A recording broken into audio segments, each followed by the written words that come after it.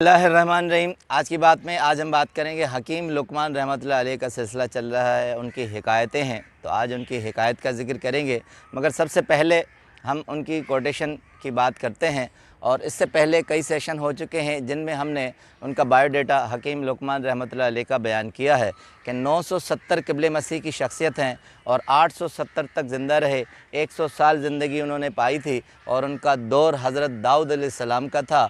और कहते हैं आलिम वगैरह इस बात पर मुत्तफ़िक़ हैं कि उनके नबी होने की कोई भी शाहिदी साबित नहीं होती, मगर बड़े पाए के हकीम थे।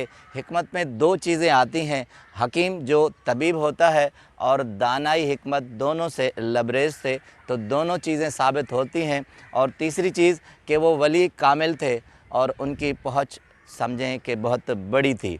तो आते हैं उनकी कोटेशन पर। उनकी कोटेशन कहें, नसीहत कहें कि ज़िंदगी किस तरह गुजारनी चाहिए, तो उनके लिए उन्होंने दो तीन चीज़ें बहुत अच्छी कही हैं। वो कहते हैं ज़िंदगी कैसे गुजारी जाए। सबसे पहले कहते हैं कि खुदा के साथ जुड़े रहें।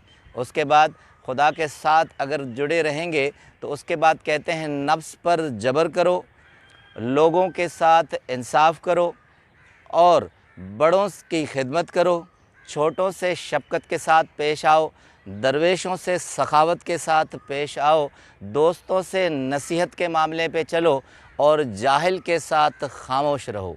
ये अगर ज़िंदगी में हम अपनाएंगे इन उसूलों को तो ज़िंदगी बहुत अच्छी गुज़र सकती है। अब आते हैं उनकी हिकायत पर। कहते हैं कि एक बाग़बान माली ने एक गधा ख़रीदा। अब उसे अपने बाग में रखा। गधा चूँकि बहुत मोटा, ताज़ा और तगड़ा था और वहाँ रहकर और ज़्यादा मोटा हो गया, क्योंकि वहाँ हर वक्त उसे घास अच्छी खासी मिल जाती थी और बागमा उससे ज़्यादा मेहनत भी नहीं करवाता था। तो कहते हैं कि गधा खाकर बहुत आराम तलब हो गया और हर वक्त आसाइशों का हो गया, मगर फिर भी उससे ये चैन रास ना आया। कुछ अरसे के बाद वो वहाँ तंग हो गया और उसने खुदा से दुआ की गधे ने कि मैं यहाँ इस बला से बहुत बेज़ार हो गया हूँ, यहाँ तो कोई काम काज नहीं है, हर वक्त एक जगह पड़ा रहता हूँ, मुझे यहाँ से निजात दिला दे। तो हकीम लुक़मान रहमतुल्लाह अलैह कहते हैं कि खुदा ने वो दुआ सुन ली और कुछ दिनों के बाद उस बागमा के दिल में ख़याल आया कि इस गधे को फ़रोख्त कर दूँ, बेच दूँ।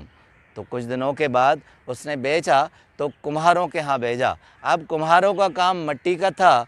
तो कहते हैं कि कुम्हारों ने जैसे उस गधे को ख़रीदा तो बहुत मोटा, ताज़ा, तगड़ा गधा था, तो उसे खूब मेहनत करवाई, मुशक्क़त करवाई, उस पर पूरे मन की बोरी लाद देते मिट्टी की और सुबह शाम काम करवाते। और जहाँ रात को उसे ठहराते वो एक चटेल मैदान होता जहाँ उसे खाने पीने को कुछ न मिलता, बहुत कम खाने को उसे दिन में मिलता।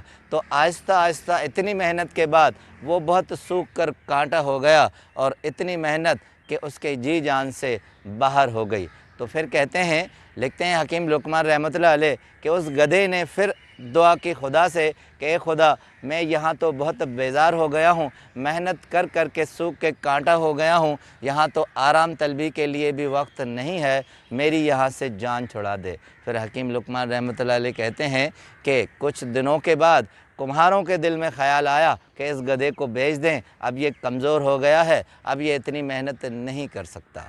उसके बाद जो बेचा तो एक अलग ही कौम थी, उसे खटीक कहते हैं। खटीक हिंदुओं में वो कौम होती है जो जानवर पालते हैं और रंग का काम करते हैं। अब खटीकों के यहाँ जब बेची तो उन्होंने क्या किया, वहाँ रंग ही कुछ अलग था। वो मरे हुए गधे और मरे हुए घोड़े बेचते थे, तो वो सब मरे हुए उस गधे पर लाद देते और सुबह शाम वो गधा मरे हुए गधों और घोड़ों को ले जाता। अब उसकी बदबू से उसका बुरा हाल हो गया। उसने सोचा कि अगर यही सिलसिला रहा तो एक दिन वो मुझे भी मार कर बेच देंगे और मेरी भी खाल उतार कर बेच देंगे। तो फिर यही मामला हुआ कि फिर उसने खुदा से दुआ की, ए खुदा, मुझे यहाँ से जान छुड़ा। मगर अब उसने सोचा कि यहाँ से अगर जान छुड़ा के कहीं जाऊँगा तो मेरी किस्मत कहीं न कहीं फिर ऐसे ही भटकेगी। अब की बार कहते हैं कि गधे ने दूसरी तरकीब सोची कि अब की बार मैं कहीं भी बिकूँगा नहीं, कहीं भी नहीं जाऊँगा, यहाँ से कोई तरकीब सोचकर निकल जाऊँ।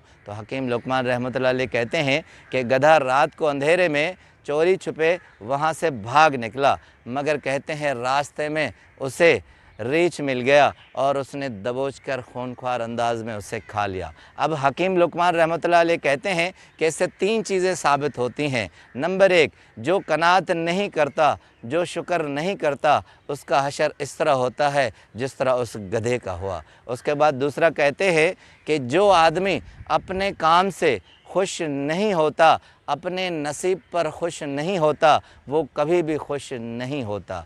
तीसरी नसीहत कहते हैं कि जो शख्स, जो जानवर, जो सांस लेने वाला अपने उस हाल पे कनात न करे, सब्र न करे या उसका शुक्रिया अदा न करे, तो वो हमेशा बेचैन रहता है, बेकरार रहता है, उसे कहीं भी चैन नहीं आता। तो कहने का मकसद, आप जिस भी हाल में हैं, जो भी काम कर रहे हैं, जिस कैफ़ियत में हैं, उस कैफ़ियत में खुश रहें। जो अपने नसीब पर खुश रहता है वो हर हाल में खुश रहता है, जो नसीब पर खुश नहीं रहता वो किसी हाल में भी खुश नहीं रहता। आपका बहुत बहुत शुक्रिया।